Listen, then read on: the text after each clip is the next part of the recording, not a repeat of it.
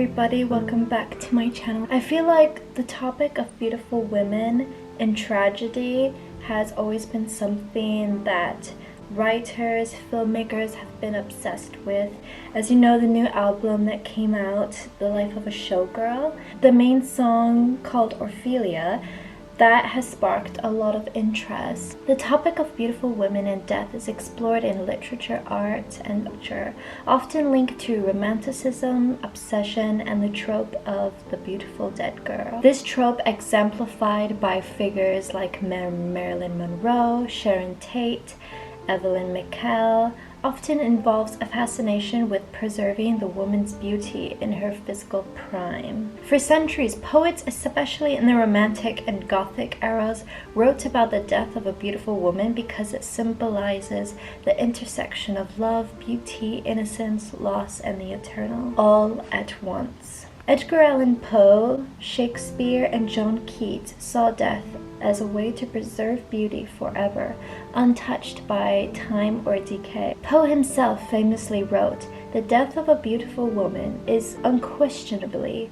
the most poetical topic in the world." Romantic poets were obsessed with the fragility of life and the idea that everything beautiful must end.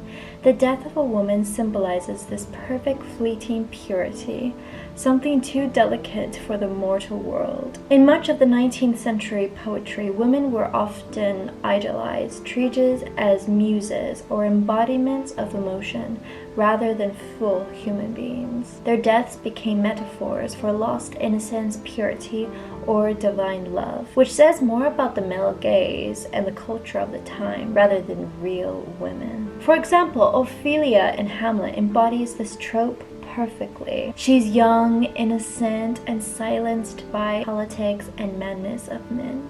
Her death, drowning among the flowers, becomes an image of melancholic beauty. The death of a beautiful woman fascinated poets because it emerged the aesthetic, the emotional love and grief, and the philosophical morality and the afterlife. Why did poets find beauty in the death of a woman?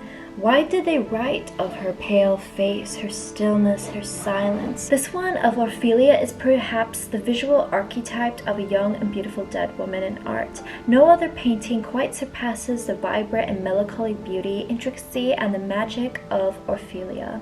Even though the painting is static and flat, I can really see her blinking gently into the water as a dream while the moss is sighing and the reed is murmuring. Ophelia is becoming one with nature. The model for Ophelia was Elizabeth Seidel, the moody, anorexic redhead lover and muse of a fellow pre-Raphaelite painter and poet, Dante Gabriel Rossetti. Dante Gabriel Rossetti was like the most divine painter, drawer, writer of all time. I absolutely love his work, and I am so happy that I got to see the exhibition that was taking place a few years ago, the Tate Museum. It was so spectacular. I have a whole YouTube video on it if you want to go and check it out.